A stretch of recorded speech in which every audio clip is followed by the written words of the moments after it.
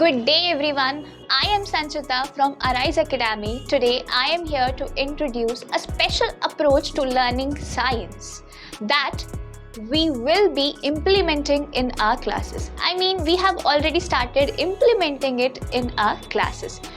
So as we all know that science isn't just about memorizing the facts and formulas, but it's about understanding the principles and applying them to real life situations.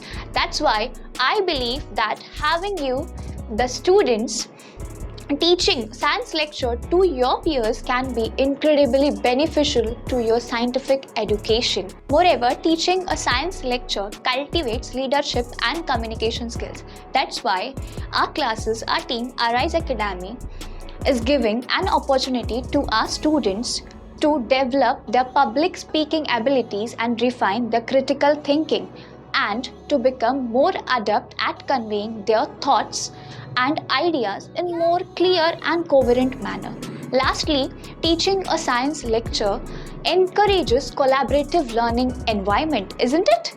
So yes, from the word environment मुझे याद आया कि हमारी एक प्यारी सी student नम्रता, जो कि आगे आप देखोगे, she is trying to explain environmental management science chapter. So चलो आगे देखते हैं. हाय गाइज़, मैं हूं Namrata Das from Arise academy standard 10th.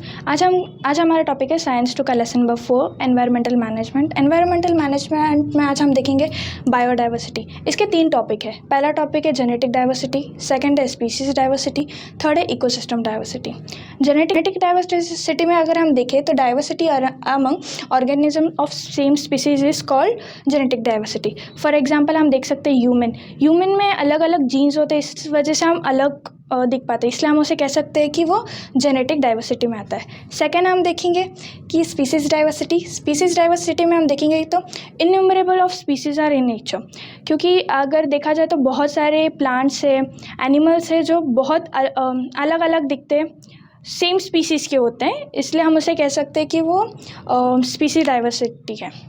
और थर्ड है हमारा इकोसिस्टम डाइवर्सिटी में अगर हम देखें तो अलग अलग जगह के, जैसे आइस का हो, ओशन का हो, डेजर्ट का हो, उधर अलग अलग इकोसिस्टम होते हैं और इकोसिस्टम में इंटरैक्शन होता है प्लांट्स में, एनिमल्स में, इसलिए हम कह सकते हैं कि वो इकोसिस्टम डाइवर्सिटी है. सेकेंड टॉपिक हमारा है क्लासिफिकेशन ऑफ थ्रेटेंड स्पीसीज. तो थ्रेटेंड स्पीसीज में हम कुछ 4 पार्ट्स देखने वाले. पहला है हमारा एंडेंजर्ड स्पीसीज, सेकेंड है रेयर स्पीसीज, थर्ड है हमारा वेनरेबल स्पीसीज और फोर्थ है इनडिटरमाइनेट स्पीसीज. तो एंडेंजर्ड स्पीसीज में क्या होता है, इसके हैबिटेट्स कम होते जा रहे हैं और ये खुद भी कम होते जा रहे हैं. फॉर एग्जांपल हम देख सकते हैं लैंड टेल मंकी के हैबिटेट्स आजकल बहुत कम होते जा रहे हैं और वो खुद भी बहुत कम दिखाई दे रहे हैं.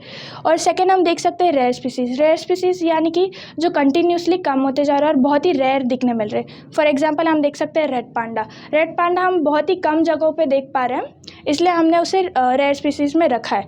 थर्ड है वेनरेबल स्पीसीज मीन्स ऑलरेडी कम है और कम होते जा रहे हैं, इसीलिए फॉर एग्जांपल देखा जाए तो लायन और टाइगर आजकल हमें बहुत कम दिखने मिल रहे हैं, इसलिए हमने लायन और टाइगर को वेनरेबल स्पीसीज में रखा है.